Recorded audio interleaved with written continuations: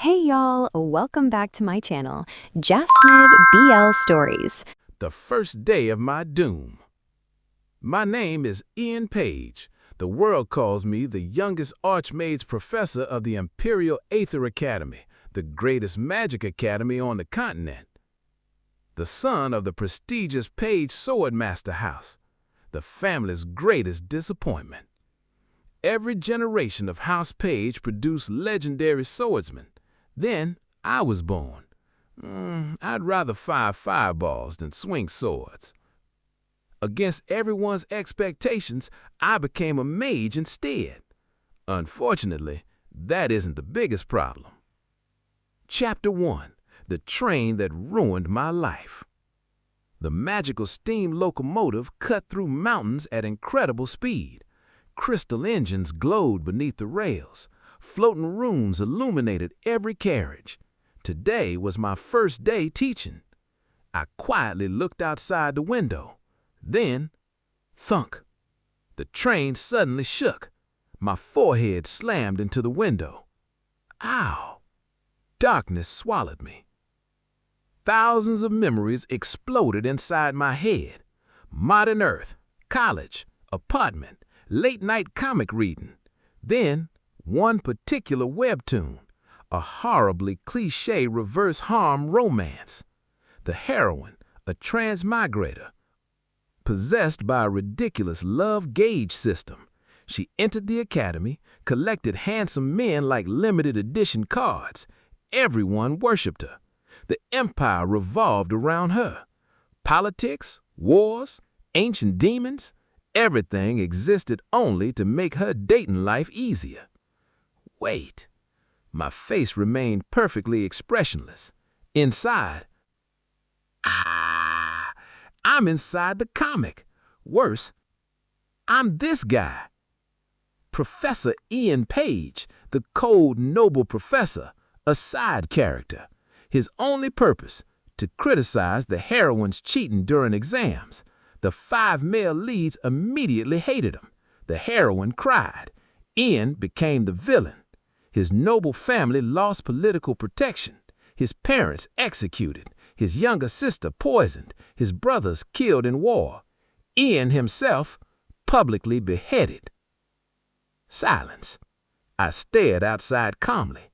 Inside, what kind of author writes this garbage? The original plot. The heroine arrives as a transfer student. Her love gauge system tells her exactly what every handsome man likes. The 5 capture target. Meanwhile, Ian Page becomes cannon fighter. Not happening.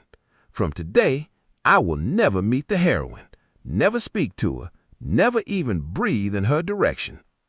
Easy. Chapter 2. The 2 men who heard the impossible. Unknown to Ian, 2 people were inside the neighboring VIP compartment. One calmly drinking tea, one reading documents. The first, Crown Prince Lee Hae-on, currently hiding his identity as an ordinary noble student. The second, Professor Rudian Ashcroft, the feared professor everyone believed would become the story's future villain. Then they suddenly heard a voice, not from outside, inside their minds. Crown Prince gives up the throne because he can't marry the heroine. Rudian Ashcroft kidnaps the heroine because of obsessive love. Poor guy, he's actually being slowly poisoned. I'd better avoid everyone.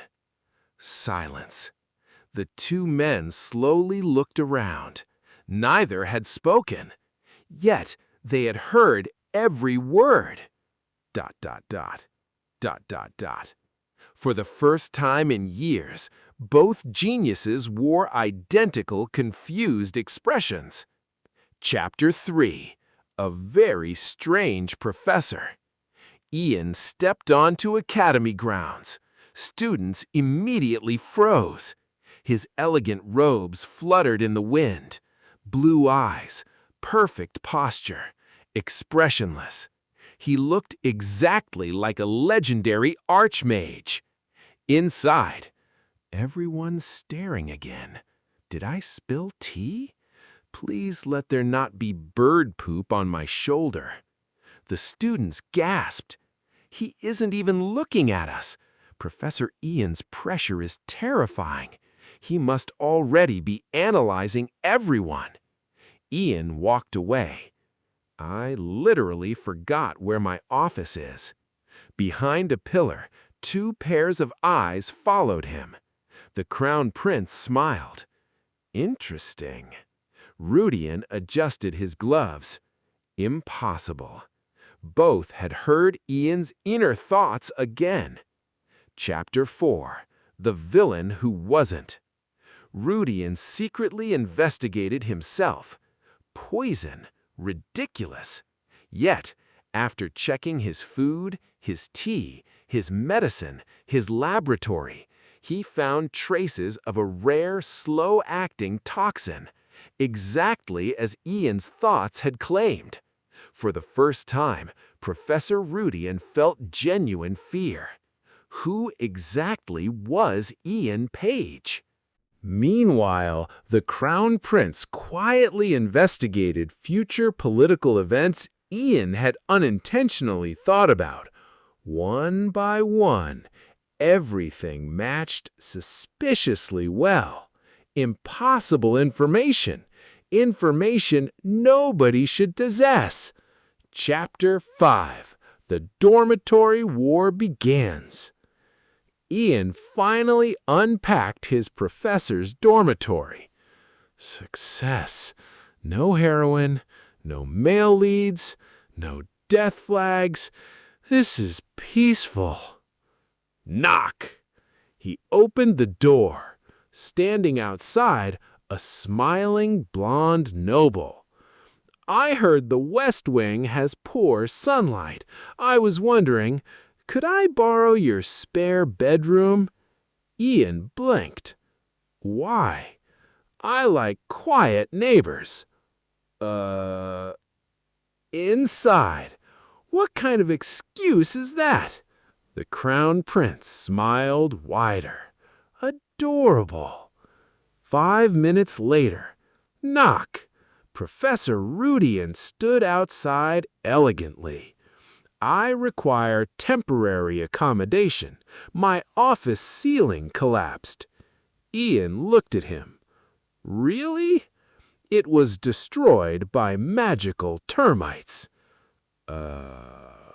Inside. Magic termites? That is the dumbest lie I've heard in both my lives. Rudian silently coughed. It sounded more believable in my head. Ian slowly closed the door. No. 10 minutes later, another knock. Outside, both men stood together. We have decided to share. Ian stared blankly. Inside, someone save me. I was supposed to avoid the male leads. Why are 2 of them trying to move into my dorm? What kind of cursed route did I unlock? The Crown Prince hid a smile. Rudian adjusted his gloves to hide the corner of his mouth lifting. Neither of them intended to leave. After all, Ian's thoughts had already saved 1 life and might save the entire empire. Unfortunately for Ian, the safest place to keep their mysterious professor under watch was right beside them. And so began the Academy's most ridiculous rumor. Professor Ian Page's dormitory is apparently the most fiercely contested residence in the entire empire, while Ian had only 1 thought left. Oh no, somebody please tell me how to evict a crown prince and the future villain without starting a civil war. Hey, don't forget to give thumbs up, give me a comment, and subscribe to see part 2. Now let's get into the story.